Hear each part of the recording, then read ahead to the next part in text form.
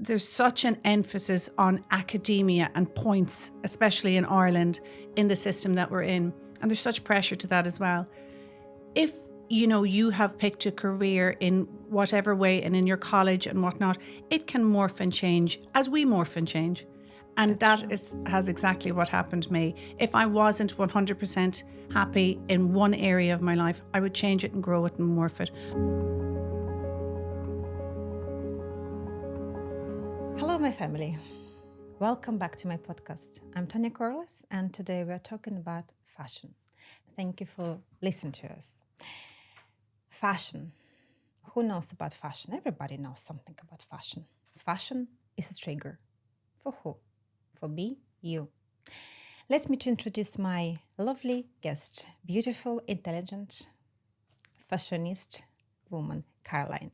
Hi, Caroline. That is very high praise indeed. Thank you so much, Tanya, and thank you so much for having me here today. I'm so delighted to see you, and I was looking forward to meet you in person. Yes, after all our interactions online. Whatever it's always happened. Life is life. It's mean you're busy, that you have a great life. Yes, do you think?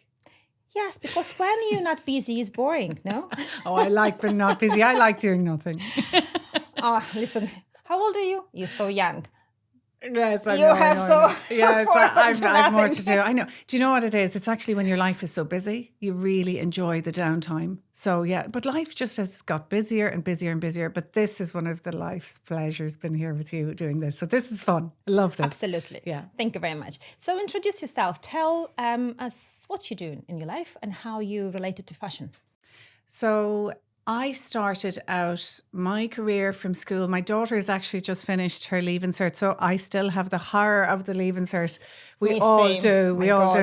But I left school and I went into nurse training. So I became a nurse, and I always had, as girls do, we always had an interest in beauty and fashion. It was something that was a real draw to us. It was just that feel good to us. And as young girls, we were trying to find our identity.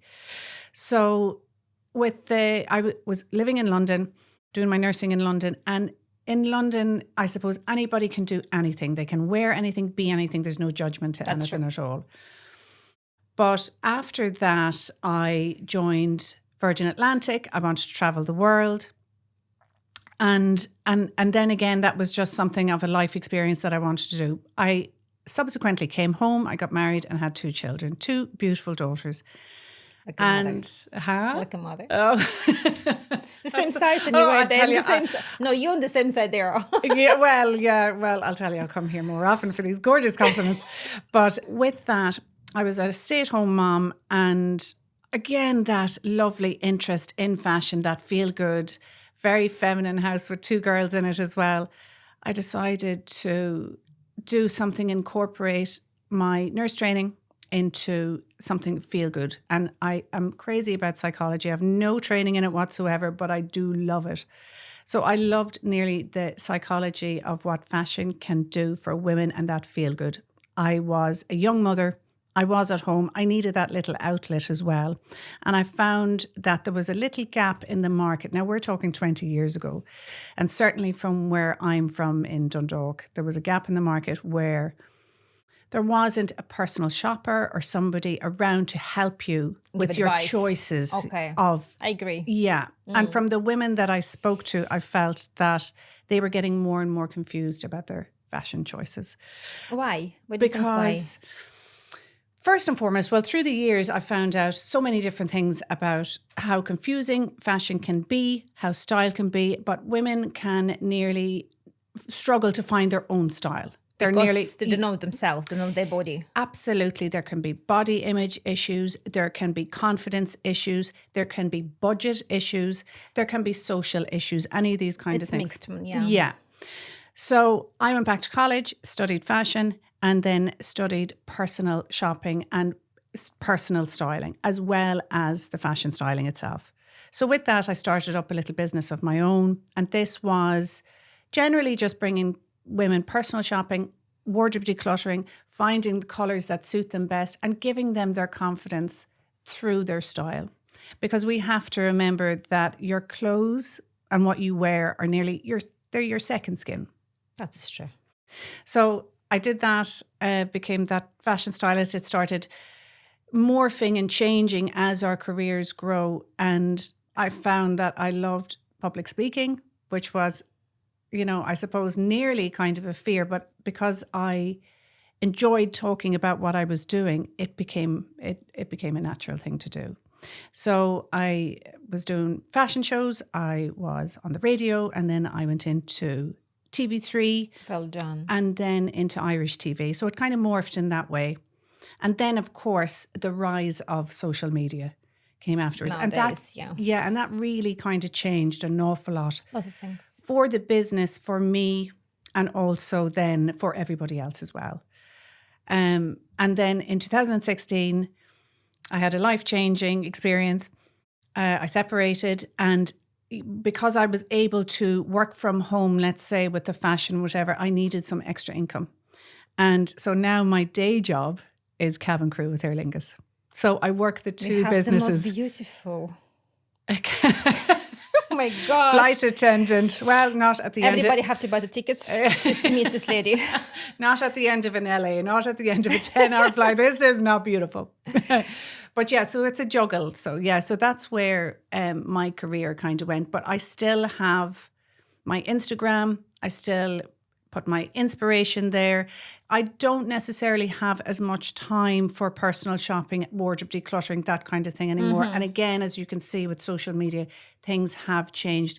It's very instant on your phone. True. Fashion is very instant. It's at a click of the button because after COVID, everything has changed, the way we shop, the way we see things. Sure. So there's a big change in it. But you asked one question and you got a very long answer. So that there you normal. go. No. I love your answers.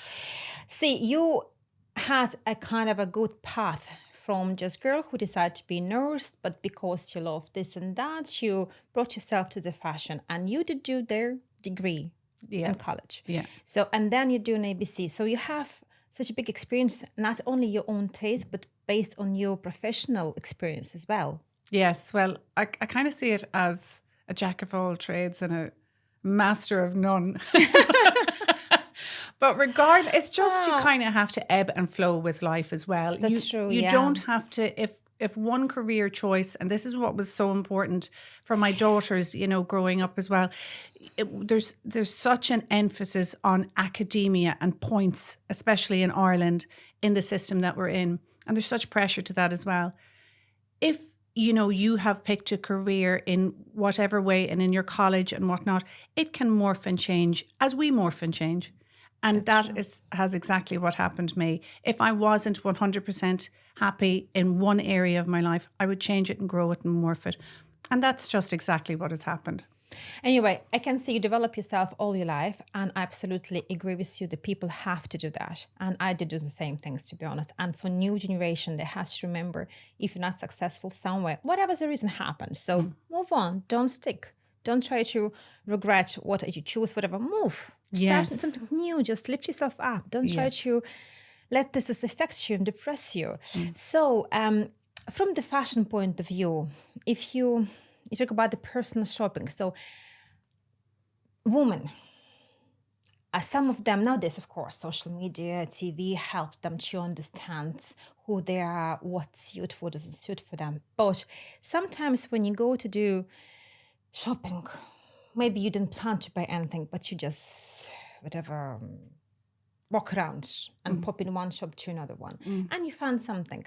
What advice you can give them? What they have to look at to know some strategy in their head, because you didn't plan to buy any skirt dress, but I love it. Of course, you love it, the budget, whatever. What they have to look at it. There's a little bit of a process to it really as well, and it's the reason why a lot of women would have a wardrobe full of clothes and nothing to wear, is because there can be a lot of impulse. Yeah.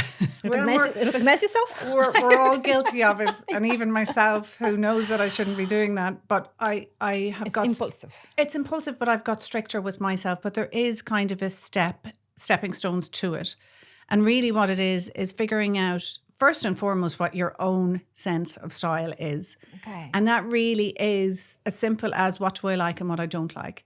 It can be almost a bombardment to women thinking, well, I like what she's wearing, but I would love that on me, but it doesn't suit me. And why can't I wear something like that? At the end of the day, this is not about somebody else. Personal style is personal. It's about the person, not about everybody else. Okay.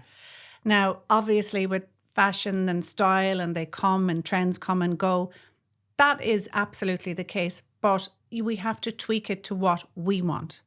So that's the first thing to be doing, is to find out what they want. And his personal stylist is really been able to say yes or no to an item and be definitive about it. Straight away. If you are not 100% about it, if it doesn't fit perfectly, if it's not the right colour, if the fabric doesn't feel right on you, if you put it on the change room and you have the tiniest percentage of doubt, you put it back. Straight away. Gone. Doesn't matter, because that will annoy you 10 times more by the time you put it on at home. And you'll have money. And have the tags off and go, oh, I'll find something to wear with it. No, you won't. You won't. So it's really figuring out, that decisiveness first to avoid the impulsivity, because you could be thinking, oh my God, I love this pair of jeans and they're red and it's perfect and I need something red in my wardrobe and they're boot cut and this is what it's supposed to be, blah, blah, blah, and everything in your wardrobe is pink. You need to figure out what your style is, what you like, what you have at home, and how you can build your wardrobe. So it seems like, oh my God, there's so much to think about before I even want to purchase a t-shirt. It's getting it right in your head, and it's the planning to it. So of course there is that. And then there's also the fact, but I love shopping and it's retail therapy and it's instant gratification and that's what I want. That's fine too. But just be careful where you're spending your hard-earned money and not to waste it, because the cycle really is you're going to feel worse about it in the end. You want something that you can buy, that you feel good about, that you will wear over and over again and works for you and makes you feel good. And that's where the retail therapy is. That's true. So sometimes, even myself, when I'm upset, I had a hard vulnerable day. Yeah. Yes.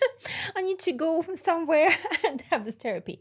That's what I'm doing sometimes. I believe most of us will do that, and it helps. But would you say sometimes we will have the trigger is on the mental based? Yes. Because I, again, talk about my own experience and observe my friends sometimes. The pant of color you'll pick, the pant of dress code, I would call that, because for different occasion you'll have a different dress code. So it will be affect you mentally, how you're feeling and what you deliver to other ones, who you like to be in front of other ones, kindly. So what do you think about that? So how it's going to be, again, if you can give you advice to people, how to avoid that trigger? So that's, again, the instant gratification, and that's the world that we live in, is that we want that instant healing. We want to feel better instantly if something has gone wrong in our day, if we have broken up with somebody, if somebody's, cut us across and, whatever. We want that lift. And again, it's at the tip of our fingers. It's on our phones. It is there. Oh, I want that. This influencer's just put up that. I need that dress, blah, blah, blah, or jewelry or whatever else. I have had to learn myself, and from my own experience, so I can only empathize how people feel. For me, I've had to question myself. I've put things in the basket and then, you know what, I'm coming back to that in an hour. I'm going to see how I feel in an hour, because it's still €50 or it's €70 and we even spoke beforehand how life is so expensive. That's so true. We need to be careful with our purchases. Are we better off having a bath? Are we better off having a glass of wine, not the bottle? True. Are we better off doing that self-care? Yeah, that is true. Are we better off giving it a little bit of a second thought rather than the instant gratification? And again, that is forward planning. That's thinking about it. Because if you're not thinking about what you're doing and what you're buying, what is it doing for you in the end is not really making you feel better. No, not at all. So it's just really a thought. And I'm guilty of that. I think everybody's guilty of it. But we need to actually think of the long term of it, really. And that's just conversations, even like you and I are having, because we don't even realize that we're doing it. Sometimes, yes, it's true. So with that, that I suppose why we're having these conversations. We're open about it. Absolutely. And I think it's very important to explain also, you need to remember when we talk about fashion is an industry. And when we talk about the industry, we talk about their Money making. Money. Yes, exactly. It's a profit. It's a profit. It's a profit. Yeah. And that's okay because we all have to make That's money. fine. No, that's but when all you okay. go in and say, oh, fashion industry, it's always about money. And sometimes it doesn't matter what you're buying, what the brand is. It's matter what you feel after when you have this in your wardrobe. Yes. I'm trying to understand, like personal shopper, okay? You are help people to pick right stuff, which will be nowadays on a fashion, maybe magazine, maybe just some. But I'm talking about not even what is the fashion now. It's good to follow, okay? But also we need to follow what suits you. Sometimes maybe it's not very fashionable because not in the last catwalk. Yes. But at the same time, it will be suit you, but it wouldn't be suit somebody else. Absolutely. But you will look as a $100 million lady. Yeah, so we're in that instance, you're nearly talking about body shapes. Everything, you're talking, about your hair color. You're talking about your lifestyle. Because it's a trigger you. After that, it's a wrong pick you have done in the morning. By the end of the day, it wouldn't be feel good. I know, and that is, it's a double-edged sword with fashion because it's as there is our second skin. We are herd animals. We want to conform. We want to be like each other, but yet express our own identity. It's very important. Yeah. And at the same time, if you like, I suppose when you're talking about women and their body shape, we are all body conscious and we're all too hard on ourselves anyway. That is true. We just are. That's the way we are. And even when we get a compliment from another woman, it's like, oh, not really. Oh my God, am I? We do this. We have to start believing ourselves. Oh my God. We do downplay it. So when you're talking about fashion and having styles and clothing and fabrics to suit individuals and body shapes, that's where, yes, a personal shopper comes in. That's where that gentle hand comes in to try and go through the body shape to find the strengths, the weaknesses, the highlights and the camouflages. And that's where we work with it. Camouflages, because you need sometimes. Wherever that may be, and that happens us all. But some lady came to you, explain what she wants. Would you ask her, why do you want that? Why do you want those changes happen to you? Because I think it's related to if you understand in your heart, if you're clear with yourself, honest with yourself, then it's for you to be easy to find first person with the right advices. Well, it is, and it's asking the right questions, and this is where I suppose at the end of the day, the nursing and the caring and maybe the thought behind it comes in for me, in the sense that you're treading very carefully with these women as well, because their confidence can be low. Likely, they may have given up their lives for their children, for their wives, for their families, whatever it may be, and they have come last. So now you're putting them at the forefront. So if they're coming to you and say, I have lost my way in fashion, I don't like my body anymore, I don't feel myself anymore, I don't know where to start. And that's where we start and we go, okay, so tell me about your day-to-day life. Tell me about where you struggled before. What has happened in your life in the last 10 years? Where do we go from here? Work like a psychologist to understand. It is. It's part of psychology. Because, fashion and how we feel about ourselves and how we dress ourselves and all that self-care, it's a proven psychological fact that, it's therapy.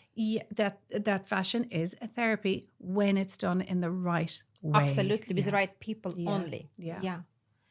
Okay, so woman and man so different, and we take this differently. And my opinion, again, men, it's easy to dress them up because whatever, suits, short, t-shirt, whatever. We think that.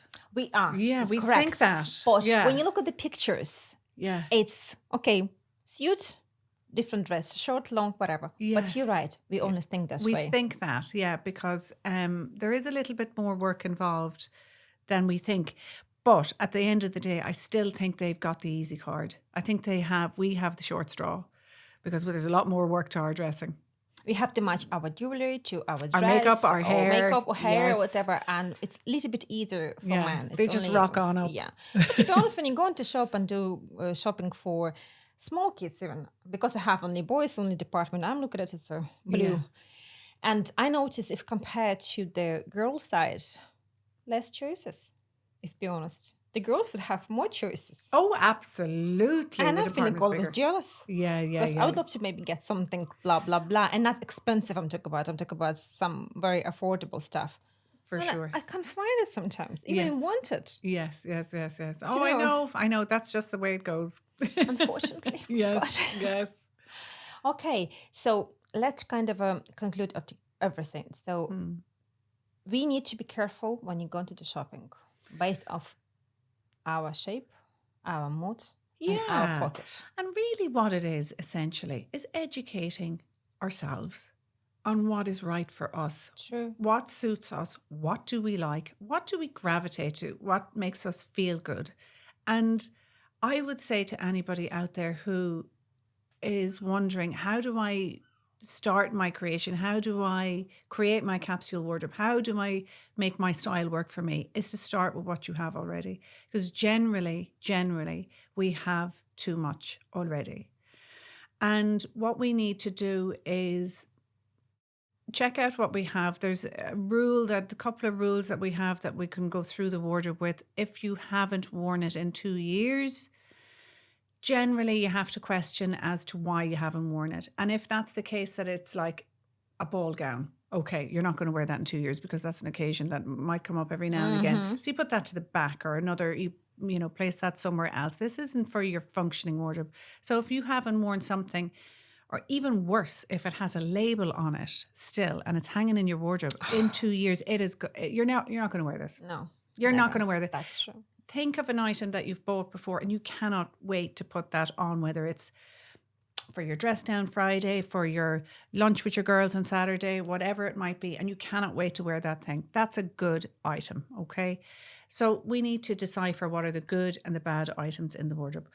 So it's the ones with the labels on, the ones that don't fit, the ones that feel uncomfortable on. We've worn them once. Yeah, we've worn them once, but they didn't feel too nice on. But, I'll probably wear them again. We're not going to wear that.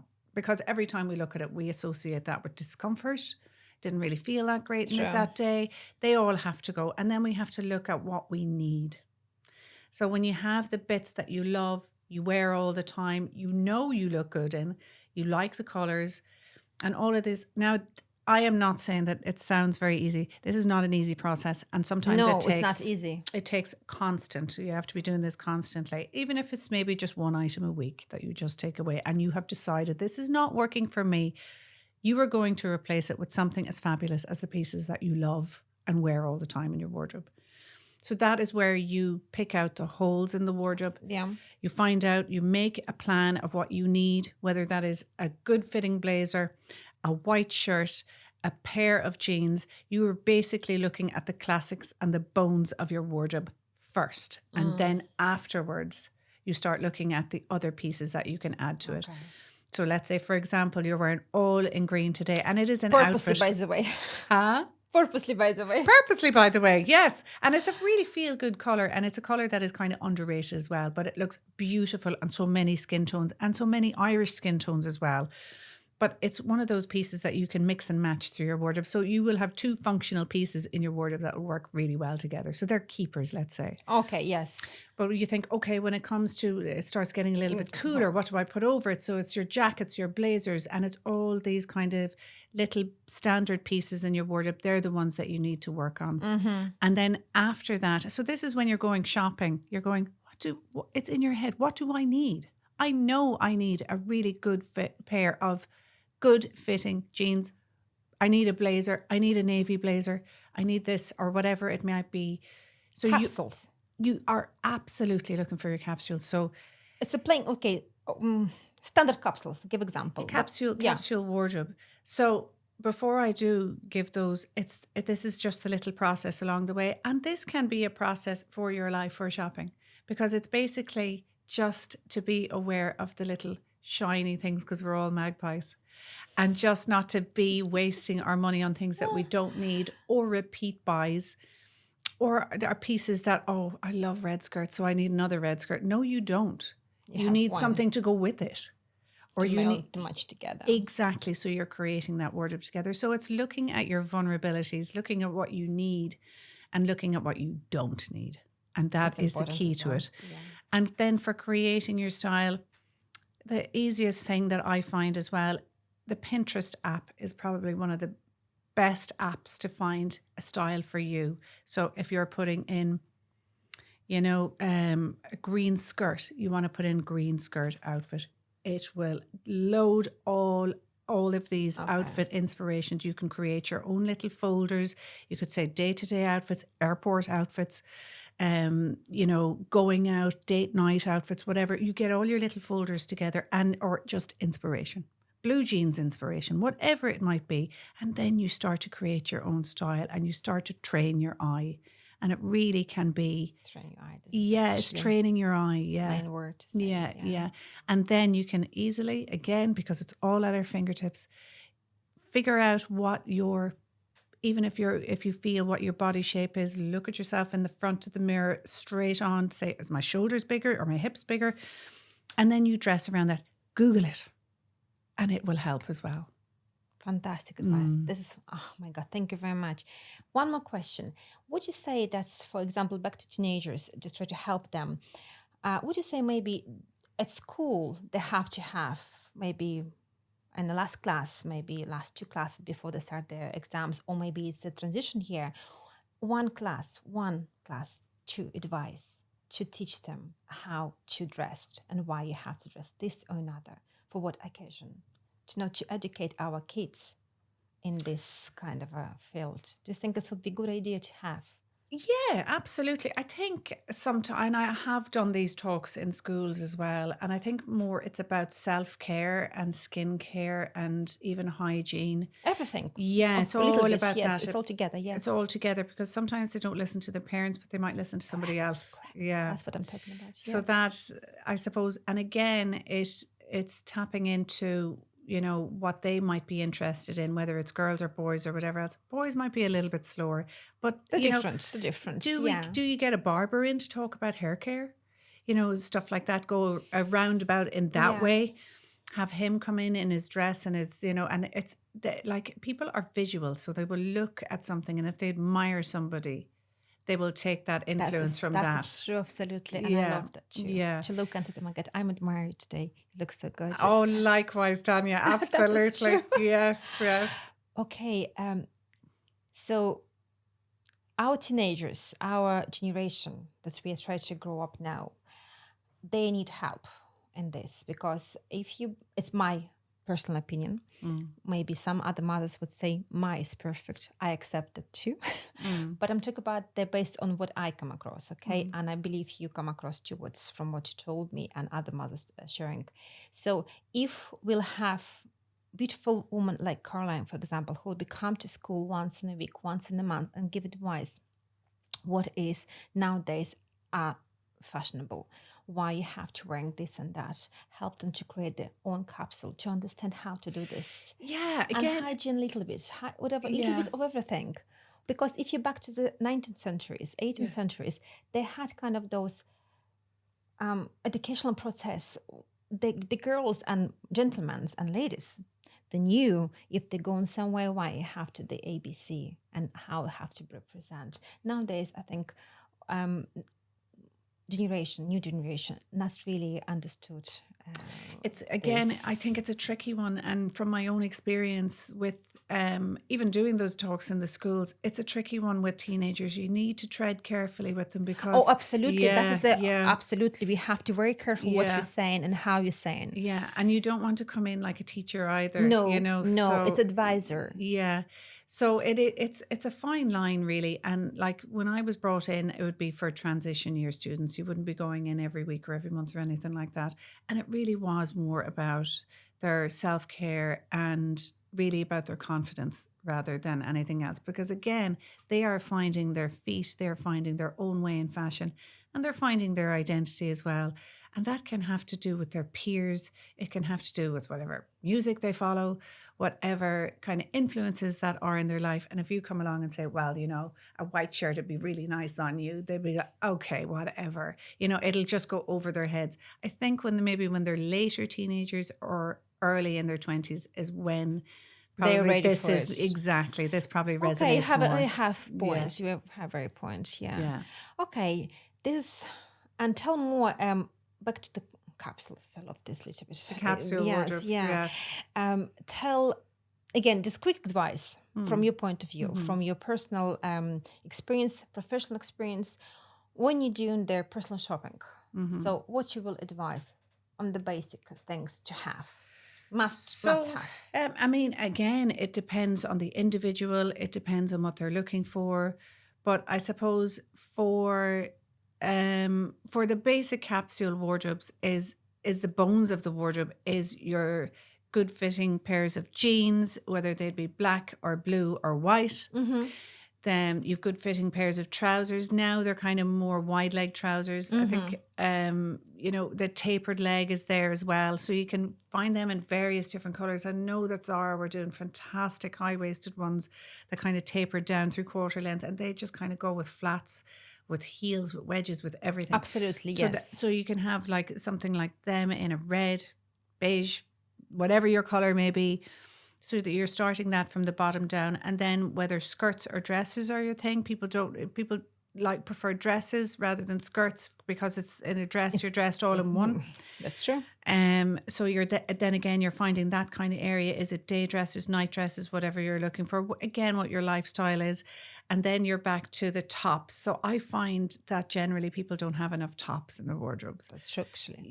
Because it can be tricky to find them to match what you have. So we're talking about knits, we're talking about shirts, we're talking about just whatever kind of top fits the top area. And for this, it's kind of all around this area and the tummy area for a woman. Yeah. So, and then we have our jackets, our blazers, our scarves, our accessories, and our coats. So, I mean, at the end of the day, this is just building. So we're starting with the basics, with like our basics, like our blacks and our whites and our navies. And then maybe adding the accent colours in on top of it then as well. Yeah. Okay. But for these kind of bones of the capsule wardrobe, you're buying the best quality you can afford, because these are investment pieces. That is true. And whatever is the best you can afford, because you want to get longevity out of the classics. So if you have a really good wearing coat, and I have to say, even the Zara blazers that I have, they last for years. So they are in a really good quality as well. And as well as that, as we're getting older, we want to have better quality clothes. That is true. Because unfortunately, we just can't get away with what we used to get away with. That is true. So it really is just, if it's better to buy less than buy more. And make you feel very and have proper fitting, good quality clothes that you can wear and reach for over and over and over again. And the color of the bag and color of the shoes nowadays have to match. As in, do they have to be matched? Not necessarily, not at all. And again, if you want to have them match, you have them match. This is your personal style. Rules are rules for, a reason. And, they could say, oh no, you can do this and don't wear print with that and don't wear these two colours together because they clash. If it works for you, it works for you. I mean, there's so many different ways to wear your clothes, and people are so brilliant at putting creativity together. For me, it probably isn't my thing. I'd probably be more, again, erring on the side of conservative. But it depends on the individual, and it is subjective. Well done. Caroline, thank you very much for coming. I had a lovely, lovely talk. Oh my God, I enjoyed it. I loved it too. Thank you so much for having me, Tanya.